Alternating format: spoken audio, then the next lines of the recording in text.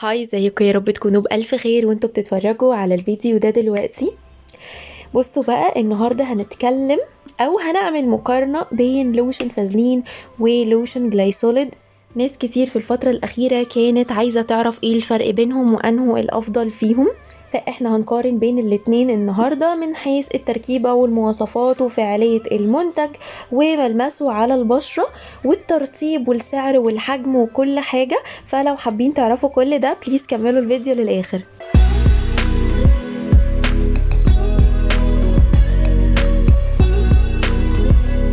حابة بس اقول حاجة في الاول للناس اللي بتحب تشتري اونلاين سواء جوه مصر او في اي بلد عربية. انا عندي اكواد خصم لكذا براند زي مثلا نون، تقدروا تشتروا منه اي حاجة انتوا عايزينها، وكمان ماكس فاشن، وكمان نيو بالانس، وذا بادي شوب، وهكتبهم لكم هنا كلهم، وهكتب لكم هنا كمان البلاد المتاح فيها الكود ده، وهيجي لكم خصم جامد جدا. استخدموهم، ما تنسوش خدوهم سكرين شوت وخليهم عندكم على الموبايل، ولما تحبوا تشتروا اي حاجه استخدموا الكودز دي. كمان انا هحط لكم لينك الانستجرام اللي بنزل عليه الكودز الجديده اول باول، هحطه لكم تحت في الديسكريبشن، وكمان هحطه لكم في اول كومنت، يعني لو حابين تروحوا تعملوا فولو هناك علشان تتابعوا الكودز الجديده اول باول. طولت عليكم شوية بس يلا بينا نبدأ. في الأول بس أنا عاملة فيديو كامل بالتفصيل عن لوشن فازلين، فلو ما كنتوا شفتوه روحوا شوفوه وارجعوا تاني للفيديو هنا علشان هتكلم عن جلايسوليد أكتر، وبرضو هتكلم عن فازلين بس بشكل مختصر.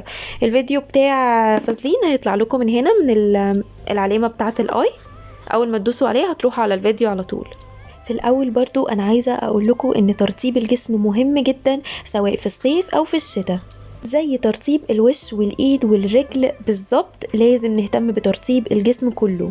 لوشن جلايسوليد هو مرطب خفيف جدا، في منه للبشرة الحساسة اللي هو ده، وفي منه للبشرة الجافة والعادية، في كلاسيك وفي اللي هو بالمسك.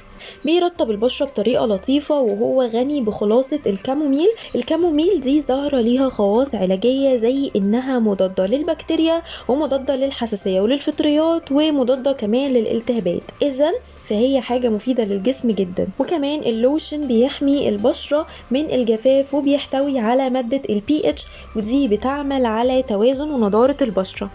لوشن فازلين برضو هو لوشن خفيف جدا على البشرة، متميز بانه بيحتوي على فيتامين B3، والفيتامين ده مسؤول عن توحيد لون البشرة، وكمان بيعيد للبشرة النضارة بتاعتها وبيفتح لونها. كمان بيحتوي على مضادات أكسدة، وده بيخلي البشرة دايما صحية. كمان هو بيحافظ على معدل إفراز الميلانين، ونقص المادة دي في الجلد هو اللي بيسبب الإسمرار.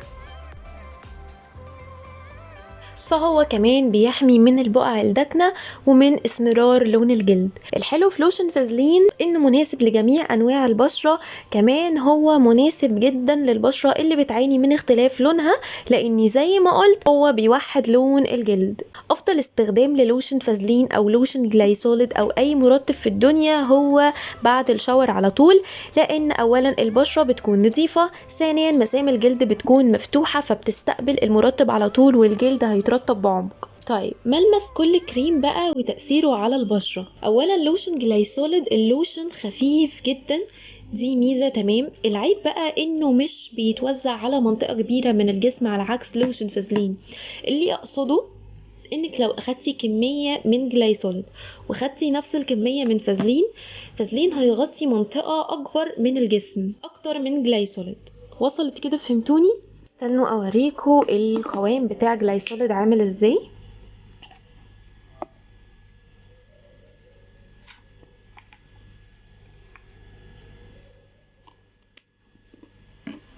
هي دي كده تعتبر حتة كبيرة.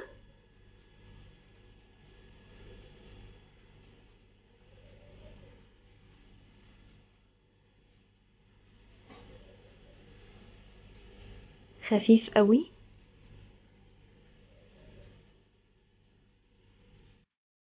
هو البشرة مش بتمتصه على طول، انتي بتستني حوالي دقيقة وبعدين بتلاقي خلاص البشرة امتصته خالص.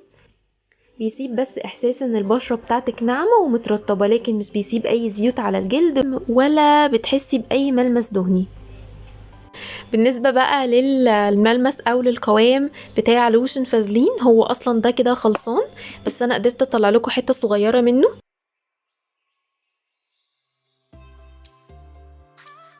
انا كنت موريهولكوا في الريفيو بتاع فازلين، اللي ما شافوش يشوفوا ممكن يكون اوضح شوية. بالنسبة للامتصاص وترطيب مين افضل، الاتنين بيمتصوا بشكل سريع، بس جلايسوليد بيمتص اسرع، وده لانه اخف. بالنسبة بقى لترطيب مين احسن، بالنسبة لي فازلين ترطيبه احسن، وبحس ان البشرة طرية وناعمة جدا بعد ما بستخدمه.